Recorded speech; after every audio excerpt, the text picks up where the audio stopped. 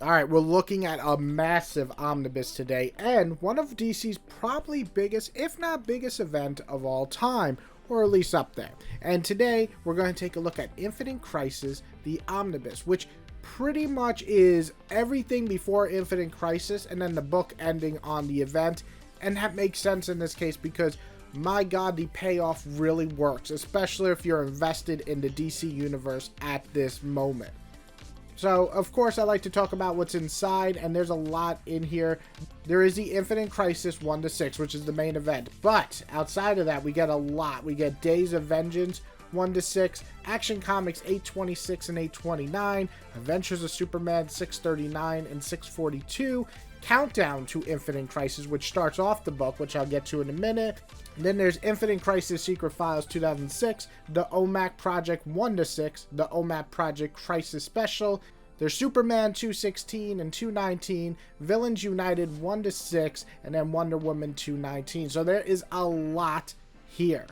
And so as you open the pages, I just want to state that this is kind of a slow burn after the initial start of the book.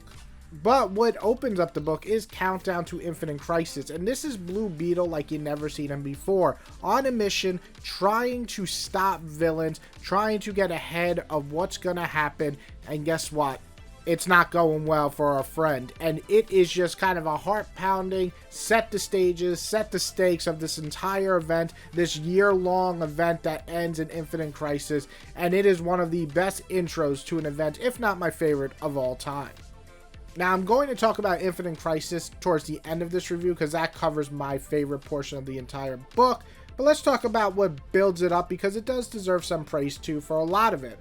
The intro to Countdown, like I said, edge of your seat storytelling starring Blue Beetle with a shocking conclusion that sets the tone for the entire year before Infinite Crisis even begins. Then we also set up Villains United, which is great. It's a bunch of horrible humans or villains, basically like a Suicide Squad, but not on chains as much, and it's a lot of fun, and also spin offs to Secret Six in the future, so that's awesome as well. We get OMAC where we see Batman at his most paranoid stage. We see Sacrifice where Superman gets unfortunately mind controlled and Wonder Woman has to try to stop him. And then we get some supernatural stuff that's actually really cool. Of course, you have the chimpanzee as the detective chimp, and also some space stuff, which to me is the weakest part. I do want to talk about this. Everything with Adam Strange and the Green Lantern Corps has to be the weakest part of the book for me. I don't know really what was happening here.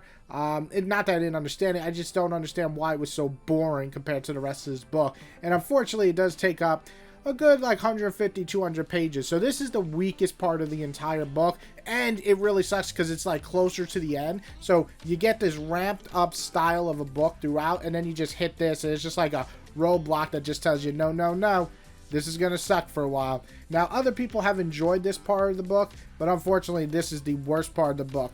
Luckily, it does recover when we get more into the Justice League stuff, where they're kind of redoing Identity Crisis, but in a different way. Like, what would you do to stop villains? Would you erase their memories? Blah, blah, blah.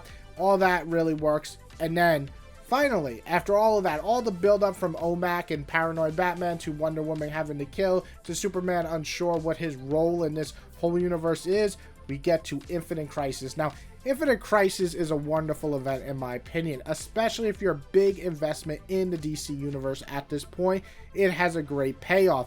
You have this whole setting of basically Lex Luthor and Superman, the original Superman from the Crisis prior to Crisis on Infinite Earths.